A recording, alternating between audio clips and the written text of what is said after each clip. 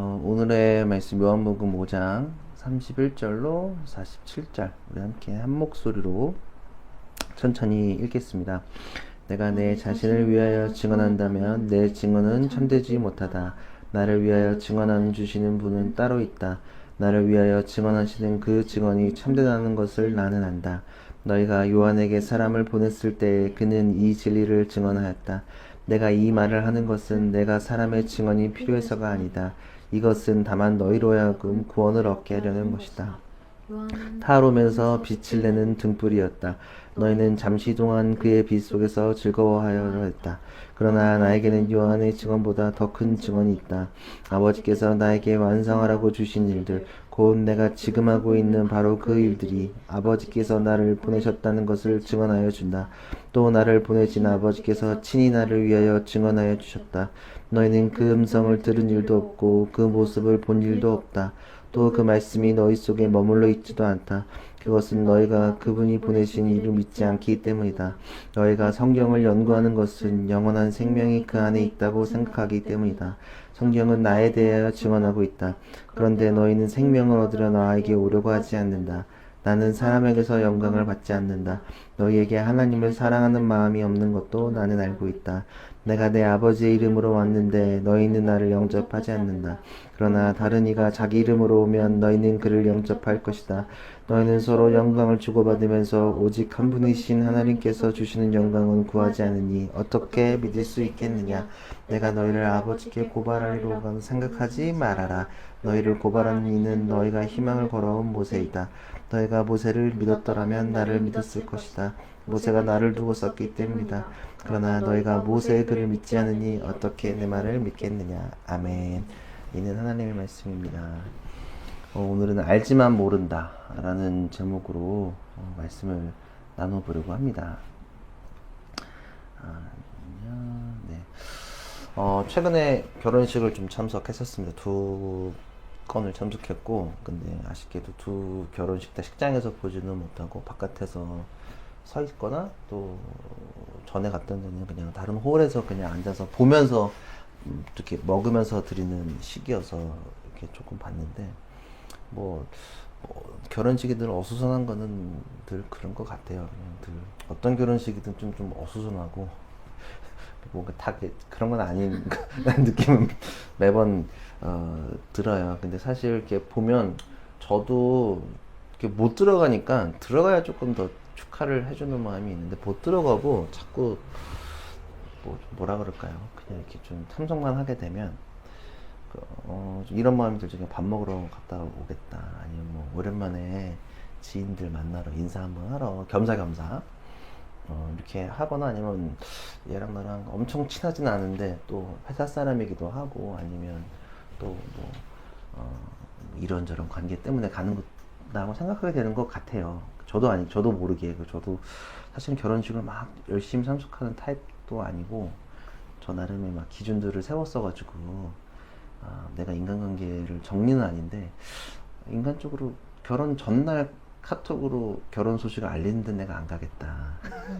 그리고 예를 들어 청첩장을 못 주는 상황 안 줘도 되는데 만약에 결혼을 하면 한 달 전에 전화 한번 해주고 모바일로 보내주면 참 그러면 가겠는데 어느 날 그냥 카톡으로 띡띡 보내면 연락을 몇 년간 안 했는데 카톡으로 띡띡 보내면 좀 가기가 싫다는 생각이 많이 들었어요. 가지도 않았고 또 걔네가 저는 결혼 안 했으니까 올 것 같지도 않고 그냥 그런 마음이 막 좀 들더라고요. 아니 진짜 막 축하해주고 싶은 자리는 열심히 참석하는데 뭔가 이렇게 뭐랄까 최소한의 어떤 매너, 어떤 자세를 하지 않으면 괜히 좀 꺼려지는 게 좀 사실 이게 된 거. 저는 그래서 좀 많이 사람 정리가 된 것 같아요.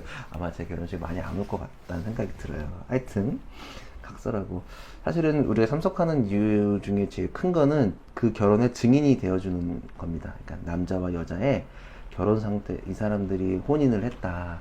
우리가 그거에 대한 증인이 되어서 그곳에 있는 거라고 저는 생각을 하고 또 그게 맞거든요. 그래서 사실은 남자가 왼쪽에서 여자가 오른쪽에서 있는 걸 제가 알고 있는데 그게 이제 성경에도 나오는데 고대 사회에서는 고기를 양 옆에 두고 거기로 왔다 갔다 하면서 계약을 했거든요. 근데 그게 원형의 결혼식이 남아 있는 거예요. 가문과 가문의 계약인 거죠. 사실은 남녀의 관계를 넘어서서 옛날엔 사실은 남녀가 뭐 사랑을 해서 하는 게 아니라 아버지와 가문의 제일 높은 사람이 합의하에서 가문의 어떤 여러 가지 정치적 기능도 담보하고 있었으니까 여튼 그것들이 이제 그런 고기가 증인이 되었는데 지금 이 사람이 거기에 딱 서서 증인이 되어주는 거죠. 아마 저도 뭐 여러분들이 결혼을 할 때 증인이 되어서 그 자리에 있을 거라고 생각을 합니다. 어떤 식으로든 증인의 역할을 아마 저도 감당을 하겠죠. 그리고 아마 같이 눈물을 흘리겠죠. 예, 또 결혼하면 저도 좀 묘할 것 같아요. 이래저래 결혼을 하시면 저도 마음이 그냥 뭐랄까요. 예, 우리 식구들이 하면 또 다른 사람들이 하는 것도 또 다를 것 같다는 생각을 해요. 뭐였든 각설하고. 이럴 때 누군가의 증언은 매우 중요합니다. 그러니까 결혼뿐만 아니라 법적인 문제나 삶을 살아가면서도 증언해주고 증인이 되어주는 것은 매우 중요합니다. 혼자서 자기를 변론하거나 증언하는 것은 사실 매우 가능은 하지만 어려운 부분이기도 합니다. 내가 아무리 참을 말해도 주위의 사람들이 인정해주지 않는다면 또 이 상황 자체가 매우 답답하게 느껴지지 않을까. 아마 답답할 거라고 생각해요. 그래서 진실을 호소하고 또 힘없는 사람들 혼자서 길거리에서 외치기도 하고 또 법원이나 뭐 외치기도 하죠. 그러니까 답답하니까 나와서 그렇게 소리를 낸다고 생각합니다. 뭐 여튼 그리고 또 아무리 진실을 말해도 무리지어서 외써 그 문제로 외면한다면 큰 문제가 발생하게 될 거라고 생각을 합니다. 그렇듯 누군가가 증인이 되어준다는 것 혼자서 할 수 없고 누군가가 보증해준다는 게 굉장히 저희 현대 사회에서는 매우 중요한 부분이 있죠. 오늘 본문에서 주님은 자신의 주대심, 자신의 신성, 자신의 목적을 한 번 더 또 강조합니다. 저번 주에 나왔던 말씀에서도 주님이 그 부분을 강조하셨는데 이어서 얘기 지금 계속 사실 이어지고 있는 거거든요. 그거를 강조하는데 오늘 본문 5장 31절에서 34절을 보면 내가 내 자신을 위하여 증언한다면 내 증언은 참되지 못하다. 나를 위하여 증언하여 주시는 분은 따로 있다. 나를 위하여 증언하시는 그 증언이 참되다는 것을 나는 안다. 너희가 요한에게 사람을 보냈을 때 그는 이 진리를 증언하였다. 내가 이 말을 하는 것은 내가 사람의 증언이 필요해서가 아니라 그것은 다만 너희로 하여금 구원을 얻게 하려는 것이다. 무언가 좀 답답해 보이시죠? 그러니까 내가 나를 위해 증언하는 게 아니라 나를 증언하는 게 있고 너네 우리 앞장에서도 세례요한한테 바리새인들이 지금 갔었거든요. 그래서 너가 지금 뭐 하는 거냐 막 이제 그걸 한 번 더 33절에 강조하고 또 나는 내가 증언하는 게 아니라 나를 증언하는 따로 있어. 내가 말하는 건 이게 아니야 라고 지금 사실은 조금 말씀하시는 거예요. 그러니까 주님을 스스로 증명하시지 않고 나를 증언해 주시는 분이 따로 있다.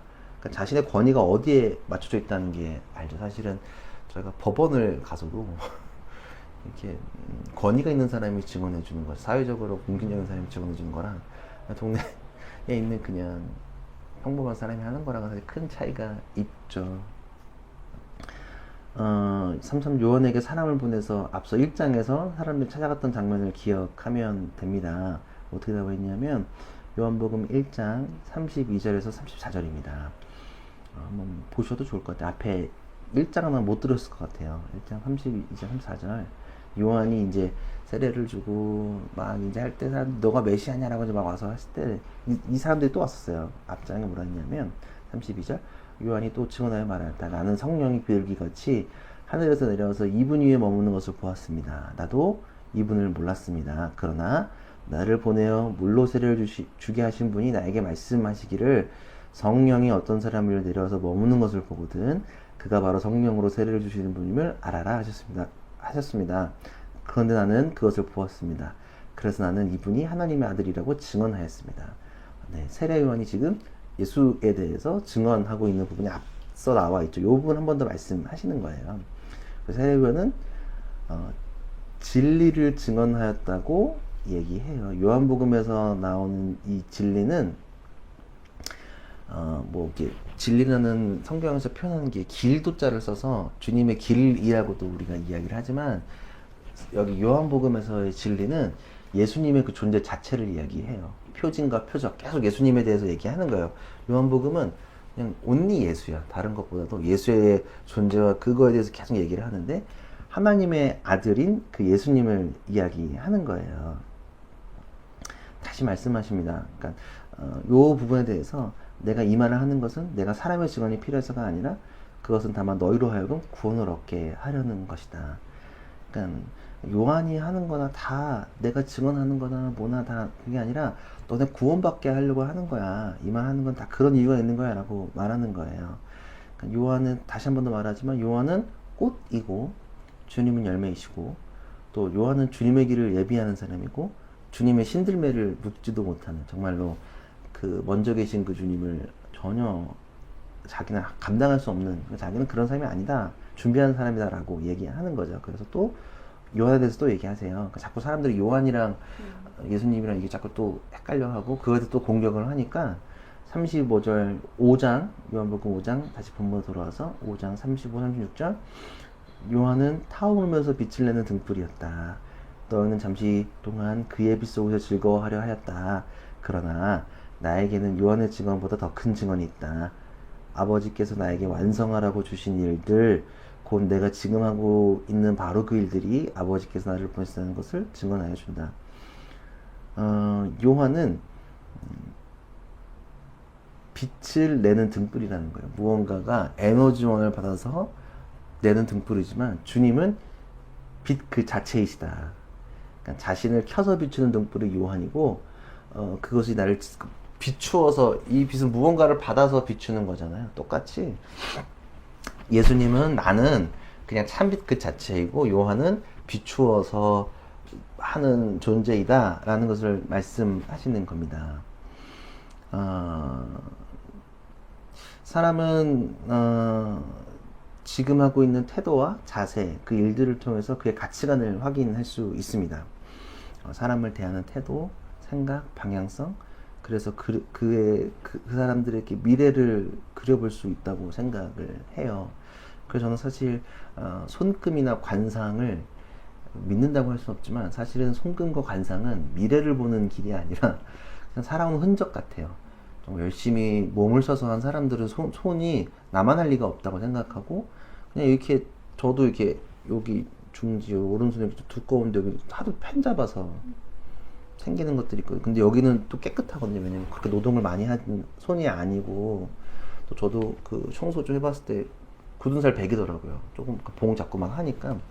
그리고 얼굴도 마찬가지로 많이 웃으면 눈주름 생기는 거고 또 인상 많이 쓰면 저도 여기 막 주름 생긴다고 막 엄마는 그렇고 인상 쓰지 말라고 하는데 저도 모르게 최근에 한 20대는 인상을 좀 많이 썼나 봐요. 그래서 이게 조금 좀 갔어요. 나중에 주사를 맞던가 해야 될 것 같은데 근데 손금과 관상은 진짜로 이게 미래를 보는 게 아니라 사람의 흔적 같아요. 확실히 보면 전 그래서 그런 부분이라면 그거를 저는 믿을 것 같아요. 저는 손금과 관상은 막 이렇게 말하면 목사가 그렇게 말한다 그래서 좀 그럴 수도 있는데 이게 흔적 같아요. 그러니까 그거를 미래를 점칠 수 있는 게 아니라 그냥 살아온 흔적. 아 너가 그렇게 열심히 살았구나. 아니면 네가 몸을 많이 썼구나.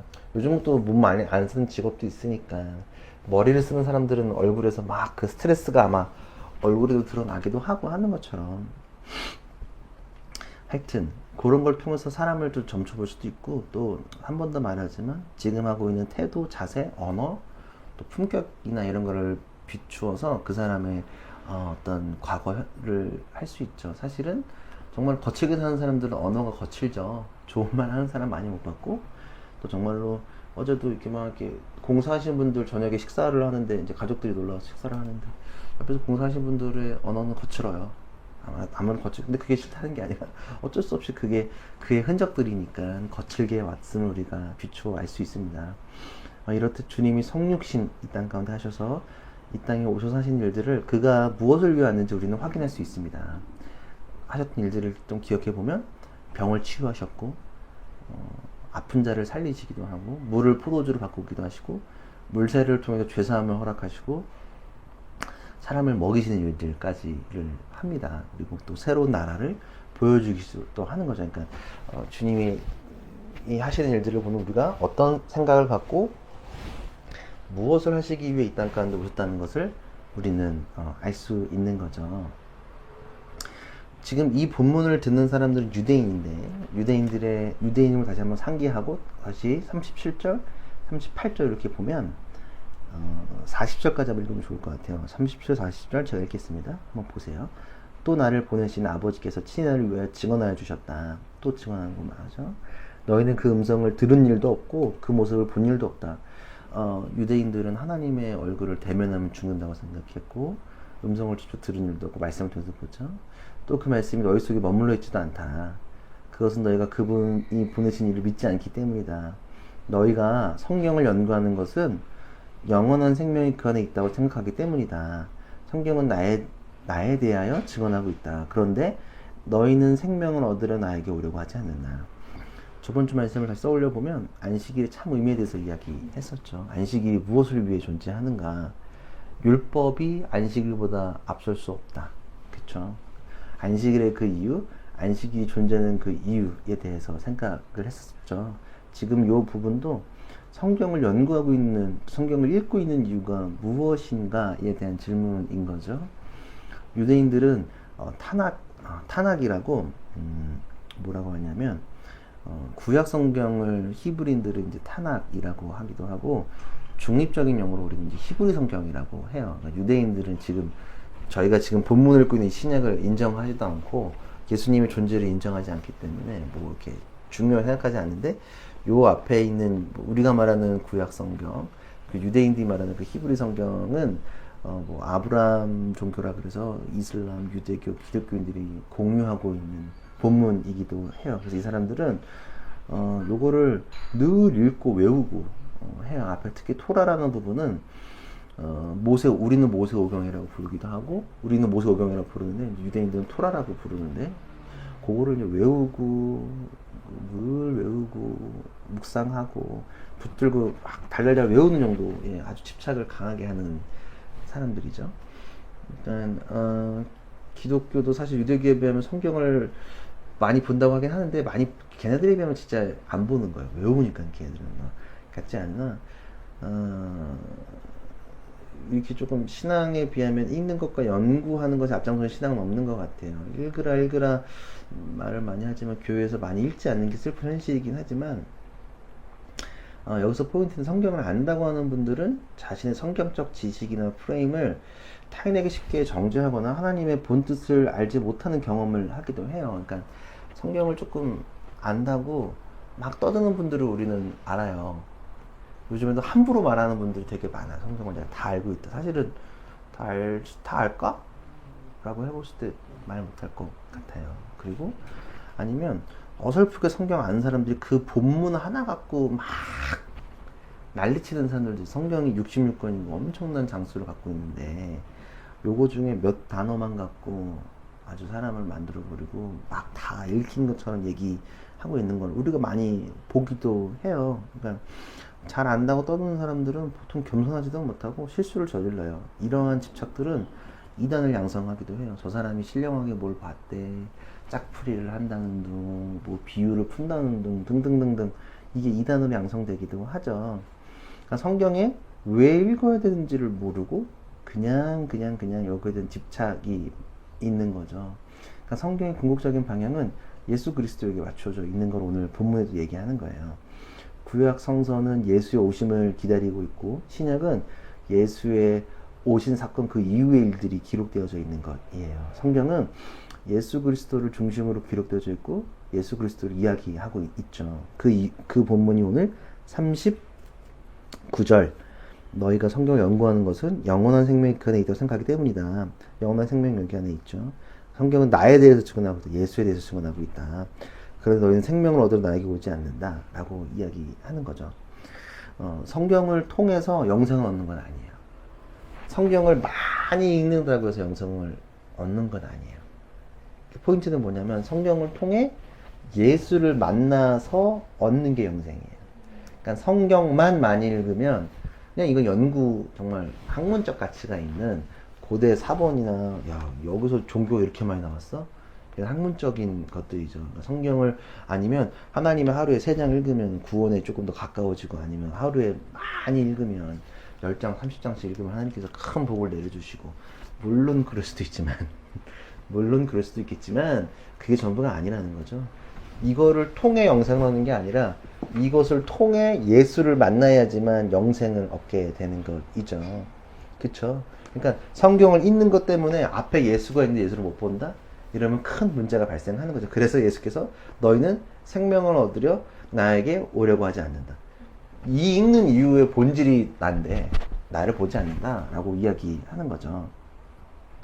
안식일과 계속 저번 주 얘기랑 좀 비슷하게 연결이 되죠. 저번에 얘기했던 그 베데스다 연못 얘기가 이어지죠.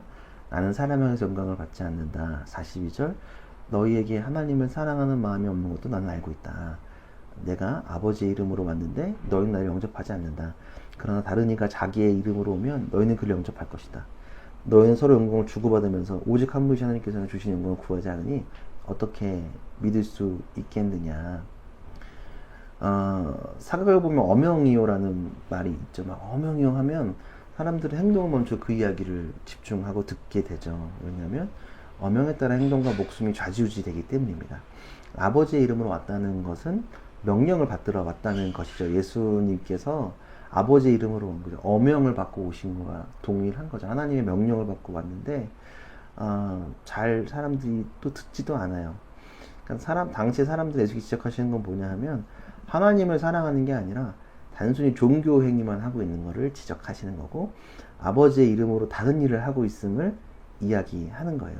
성경을 읽으면서도 예수를 모르고 안식일을 지키는 이유에 대해서도 모르고 안식일에 병이 난 사람이 중요한 것이 아니라 안식일에 무언가를 들고 일어났다는 것에 대한 지적 그리고 무언가 율법을 어겼다는 것에 대한 지적을 하고 있는 사람들은 굉장히 지적하게 되는 것이죠.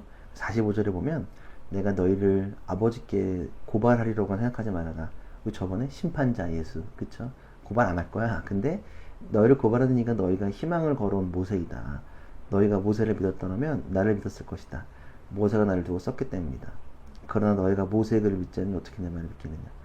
모세는 유대인에서 굉장히 중요하죠.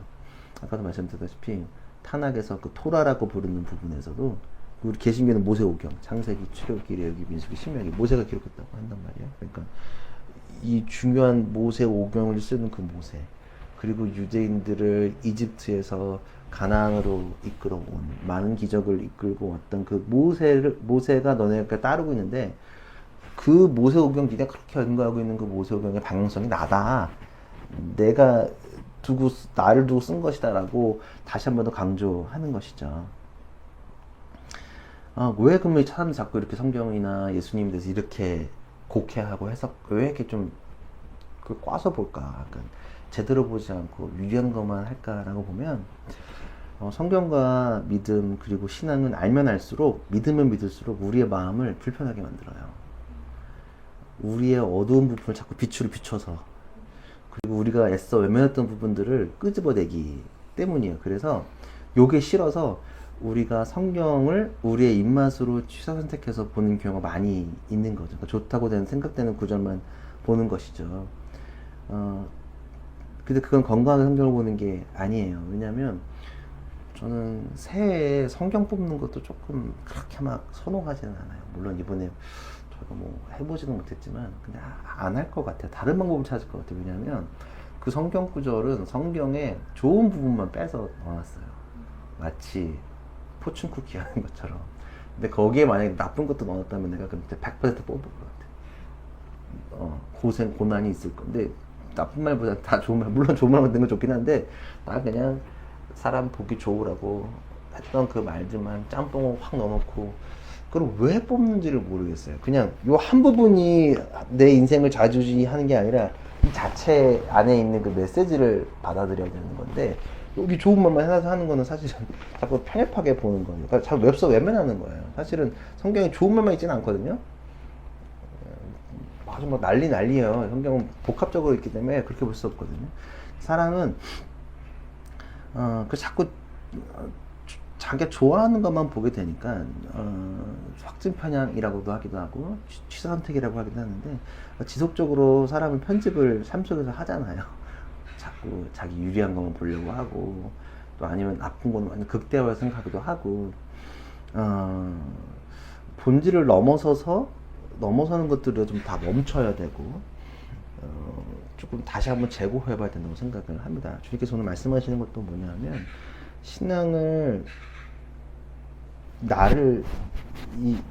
주님을 제대로 온전히 믿는다면 나를 통해서 주님을 증명하는 것이고 우리를 태워서 주님을 비추는 것이죠. 요한이 그랬던 것처럼 안식일에 안식일과 성경을 어떻게 봐야 할까 생각해 보면 취사 선택해서 우리가 보는 것이 아니라 이 성경이 왜 기록되어져 있고 우리한테 왜 지금 이 앞에 우리 눈앞에 놓여져 있고 우리가 여기 안에 있는 그 이야기의 인생을 걸고 왜 살아가야 될까를 집중했으면 좋겠습니다. 그런 부분이 저희 313 키워드의 리드라는 부분이 있어요. 뒤에 보면 이제 더 얘기하겠지만 우리는 성경을 읽는 게 굉장히 중요하다고 생각을 합니다. 근데 보다 분명하게 성경을 읽어야 돼요. 필요한 부분만 제가 이렇게 강의를 하는 이유도 요한복음 좋아하는 것만 3장 16절만 보면 평생 3장 16절만 보고 있으면 그게 왜 3장 16절이 중요한지를 요한복음을 다 봐야지만 우리가 인지할 수 있는 것처럼 우리가 보다 좀 분명하게 막 그냥 이날 중요한 거 뽑아가지고 읽고 그게 아니라 조금씩 보다 더 진짜 그 본질에 가깝게 말씀을 읽으며 나아가길 바래요. 아마 여름이 끝나면 다시 이제 읽는 거나 아마 좀 그렇게 좀 준비 저는 생각을 하고 있는데 성경을 알지만 예수를 모르는 일이 없었으면 저희는 좋겠어요.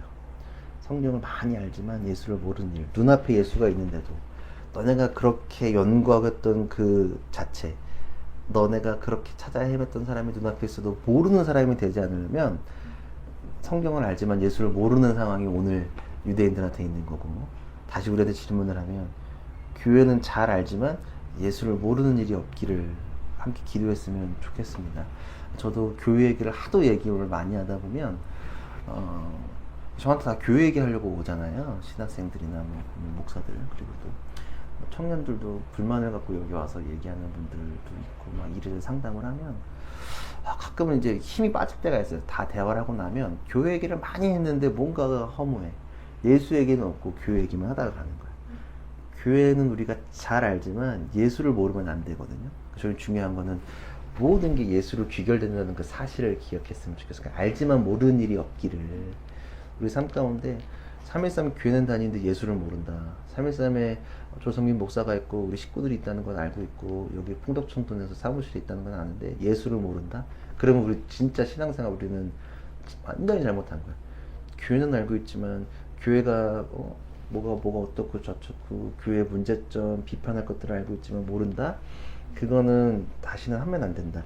예수님이 무엇을 위해서 이 땅까지 오셨고 그리고 이 예수를 누가 증언하고 있고 누가 이것을 비추고 있는지 우리가 한 번 더 기억하면서 우리가 왜 예수를 따라 살아가야 하는지 한 번 더 기억하고 나가길 기대하고 또 기도합니다. 그러니까 저는 늘 조심스러운 것들이 우리가 저도 막 디자인 좋아하고 뭐 사실 꽁냥꽁냥 하는 거 행사하는 것도 좋아하고 지금 안 하는 것도 할 능력도 지금 안 되지만 그게 예수님을 가린다면 하지 않아야겠다. 우리는 오로지 우리가 하는 일들은 우리가 실행을 만들거나 또 책을 만들고 또 우리가 예배를 드리고 또 우리가 이제 금요일날 파이브 모임 만들어서 진행하는 것도 그냥 단순히 우리가 뭐 우리 유명해지려고 브랜딩하는 게 아니라 예수를 알기 위해서 하는 것들. 한 번 더 말씀드립니다. 우리 교회 313 우리 식구들은 성경을 알지만 예수는 모르는 일이 없기를, 교회는 알지만 예수를 모르는 일이 없기를, 알지만 모르는 일이 없고 모두 다 알고 그 뜻을 찾아 살아가는 우리가 되기를 함께 기도하고 그렇게 살아가기를 기도합니다. 함께 기도하면서 주께 나아갑시다.